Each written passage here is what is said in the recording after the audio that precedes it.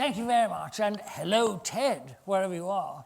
I'm afraid, unlike my predecessors, I've no lovely pictures, so you're just going to have to look at me. And I also apologize for not having a tie, because I fell and broke my arm in 2 places. And it's virtually impossible to tie a tie if you have a broken arm. It's very difficult anyway. Now, the real reason I'm here is not just that I taught for 30 years in Trinity, and I've been a senator for the last 30 years, but I'm a hoary 73-year-old fairy. So in my lifetime, I've seen the extraordinary transition from being a criminal to a position where I could actually marry another man.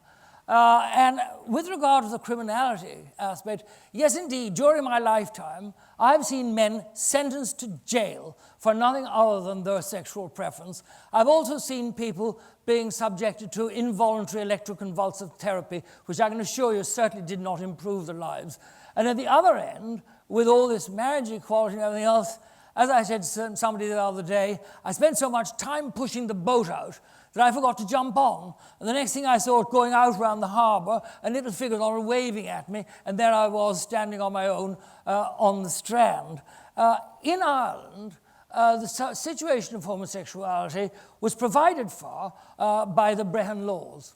It was only when under the reign of Henry VIII that the thing became a criminal matter, because Henry grabbed the ecclesiastical courts under which homosexuality was punished as a sin.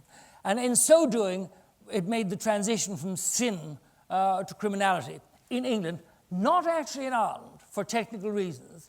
But there was a bishop in Waterford called Bishop John Atherton. Atherton spotted this and saw the opportunity to mount a so-called campaign to save Ireland from sodomy. And he campaigned to have this law extended to Ireland.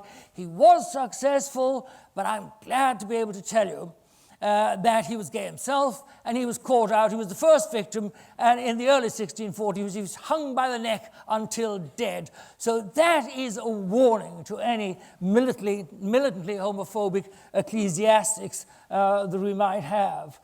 In 1969, an advertisement appeared in the Observer newspaper on the back page saying, "Homosexual, curious, send 10 shillings in a stamped post-addressed envelope to 28A Kennedy Street, Manchester." And I did so. That was my first move nearly 50 years ago into gay liberation. And most of the news was about England, so it wasn't really of any terribly significant importance to me. But still it was the first move. Then in 1970, there was the establishment of the Southern Ireland Civil Rights Association, which was formed to provide solidarity for Roman Catholics and nationalists in Northern Ireland who were being discriminated against. At the first meeting, I felt the platform party were unbelievably smug. There was no discrimination down in the South, unlike the North. There was no nastiness or difficulty at all. So that started getting my dander riz. And then, there's a more human reason. Across the aisle, I spotted a very handsome young Dutchman, and I thought, hello, how can I raise the flag and say, here I am? So I stood up and I said, you think you don't discriminate? Of course you do. I am a homosexual. That's the way we said it in those days, like a kind of rare butterfly. There was no such thing as gay or any of these sort of things. It was homosexual. Well, we had a long argument, and I persuaded them to accept reform of the criminal law as part of their platform. I also got to meet the Dutch fellow. He was a devout Roman Catholic, totally heterosexual, and I'm still friendly with him. So it was a real bonus and a nice thing to happen. Then in 1973, here in Trinity College, there was a big conference organized by the social welfare officers of the Students' Union. And the subject was sexuality, but it really concentrated on homosexuality. Out of that sprang the Union for Sexual Freedoms in Ireland, which is a 32-county organisation, and the Sexual Liberation Movement. We were a group of 11 people who met in a garret in Front Square in Trinity, put sixpence into the tin for coffee, and we wrote letters to the Irish Times looking for condoms, which in the pre-AIDS days was pretty quixotic. So I led a movement, and I had the first split. I said, rubbish, we're 10 gay people and a question mark out of the 11.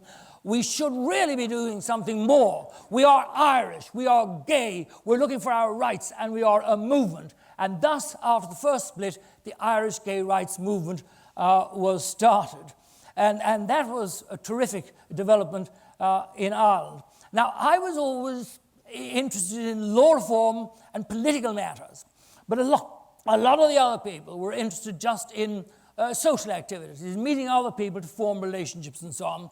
And so another split developed. And although I topped the election for chairman, I lost all my kind of cabinet members. So I had to withdraw from the movement. And I founded another one. I was always doing this. It was like an amoeba, always splitting, and I was always at the center of the splits.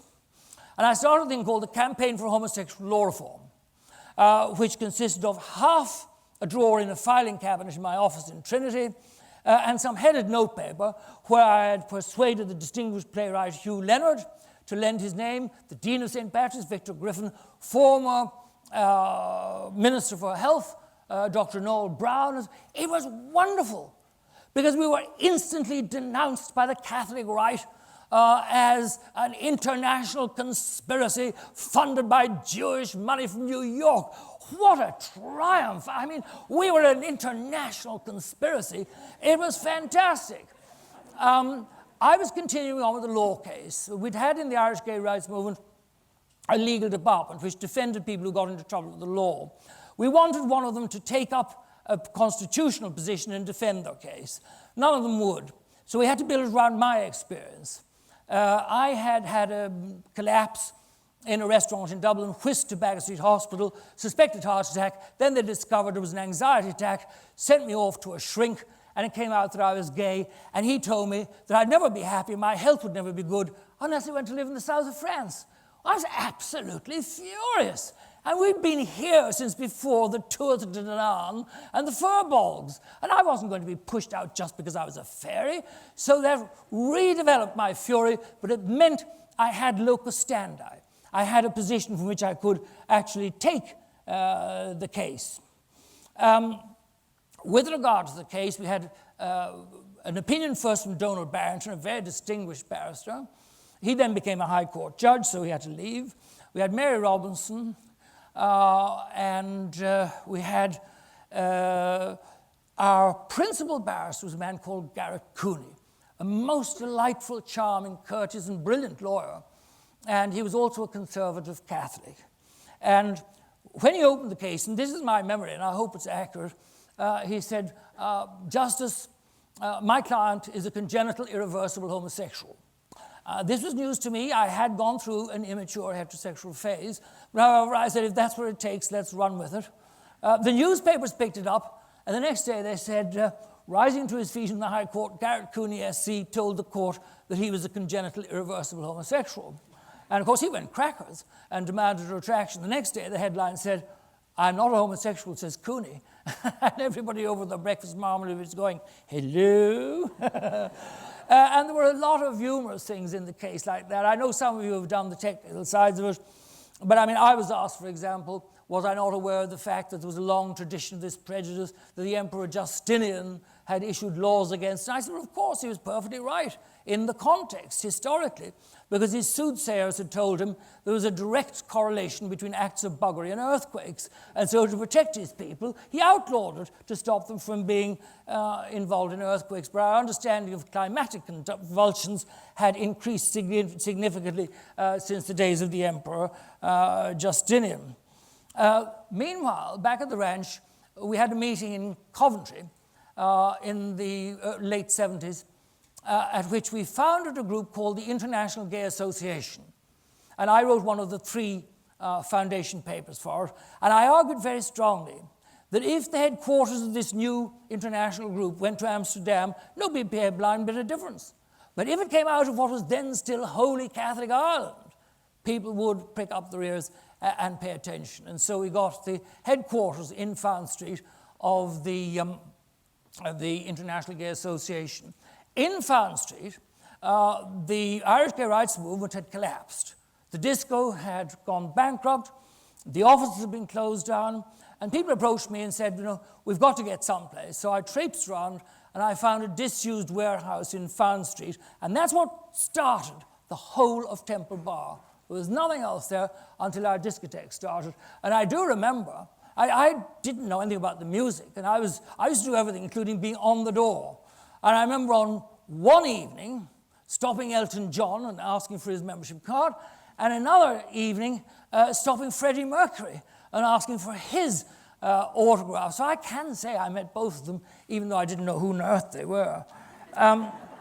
In the High Court, my contribution was witnesses, because I was determined that day after day, the conspiracy of silence that had covered this subject should be blown away by international witnesses from all over the world. And so it was. And the judge, in his judgment, gave us what amounted to a manifesto of gay rights. And yet at the end of it, he took a swerve and he said, nevertheless, because of the Christian and democratic nature of the state, I have to find against the plaintiff. We trotted off then to the Supreme Court, and we got a lamentable judgment from the Chief Justice, which was completely wrong in law, because in the Supreme Court, all you can deal with is points of law arising from the earlier case. He drifted off all over the place. There were two brilliant dissenting judgments, however, and that opened the way to us to go to Europe, where we won by one vote, with the Irish judge voting against us. There was then a delay. Albert Reynolds was a terribly decent Prime Minister of Ireland, but he wasn't the most socially advanced, and he said in a news interview that homosexual law reform wasn't a priority. And thank God it wasn't, because the Minister for Justice at that stage was Raphael Burke, who wasn't the most idealistic of politicians, and it waited until Maura Geoghegan Quinn came in. And at that stage, we'd arranged for her to meet with Phil Moore, a senior political advisor to the Fine Gael party, whose son was gay. And they talked as one mother to another. And I think that was crucial. And the fact that Maura Geoghegan Quinn was a woman. And some of the people put down nasty, discriminatory amendments. And she dealt with them magisterially. She said, as a minister in an Irish government, I would require clear, cogent, and factual reasons to introduce any notion of discrimination. As none have been provided, I'm not going to accept this. That was the golden rule, not only to do with sexuality, but all to do with the kernel of good legislation. And then I was elected to the Senate, and I was the first. I think I was the first person ever to be elected as an openly gay candidate to a national parliament. But I never harped on that because I didn't want to be seen as a peculiarity. And then not everybody liked us. One stage there was a bomb in the Hirschfeld Centre. I was working upstairs, flat asphalt roof, plexiglass domes, could see sparks, went up, the milk churns full of dynamite and barrels of petrol, the whole roof aflame with petrol. The idea was to blow the roof off and send down sheets of flaming petrol. I managed to get it out with 2 fire extinguishers, nothing heroic. You just go on automatic pilot, you don't really know what you're doing. But then there was a fire after about 10 years, and I was rung at 3 o'clock in the morning. A fire on the Hirschfeld Centre went down. When I found that the insurance was in place, that nobody had been injured and the archives were saved, I sat back and rather enjoyed it. And one of the disco bunnies came up to me and said, how can you stand there with a grin on your face and our beautiful disco going up in flames? So I said, I can but refer you to the late and great Dr. Samuel Johnson. When his house went on fire, he had his manservant put a table, a chair, a bottle of port and a glass out, and Boswell came along and reprimanded him, and he said, Sir, can a man not warm his hands at his own fire? And that was my attitude towards the whole thing. During the AIDS epidemic, we published 250,000 leaflets on safe sex. That was illegal under the Indecent Advertisement Acts of the Victorian period. And I wrote enclosing a leaflet to Barry Desmond advising of the fact we were breaking the law. I got a charming letter back saying, well done. I'm thrilled that somebody is doing something about this. It was great. You break the law, write to a cabinet minister, and he congratulates you. A very Irish situation, I think. Then came the subject of marriage.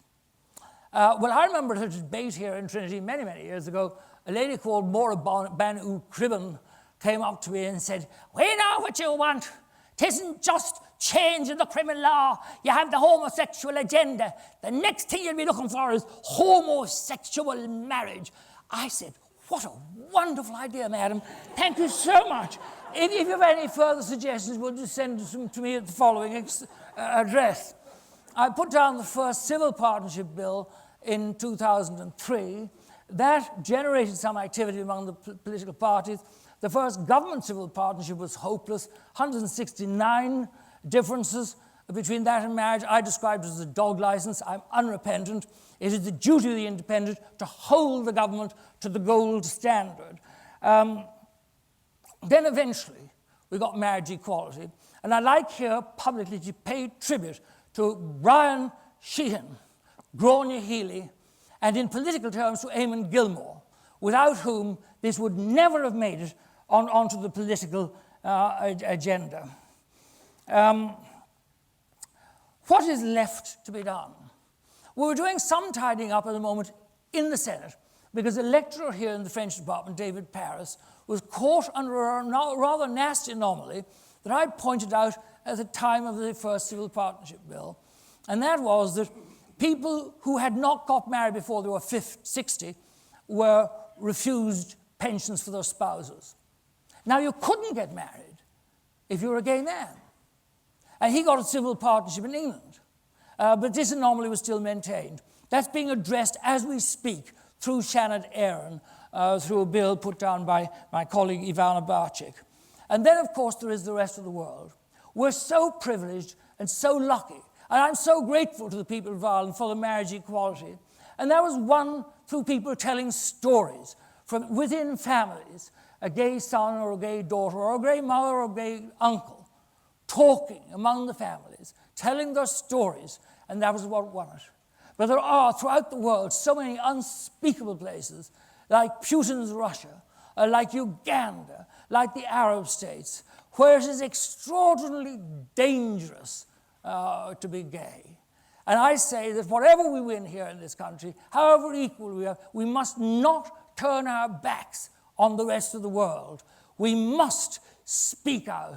But finally, I'd like to say, the reward for all this, for me, is not to be remembered. I don't give a fish's tit if I'm remembered or forgotten. It doesn't bother me. But to go along O'Connell Street, as I did the other week, and coming across O'Connell Bridge facing me, see two lovely, well-set-up, handsome young men crossing O'Connell Bridge hand in hand. I just thought that was lovely, and I'm so glad that young people can be untrammeled by the pressures, the shame, the misery, and the neurosis that people of my 73-year-old generation were, and they can now be themselves. They can now be happy and form their own relationships. So all I can say to you is, God bless you, gay and straight. Enjoy your youth. It doesn't last all that long.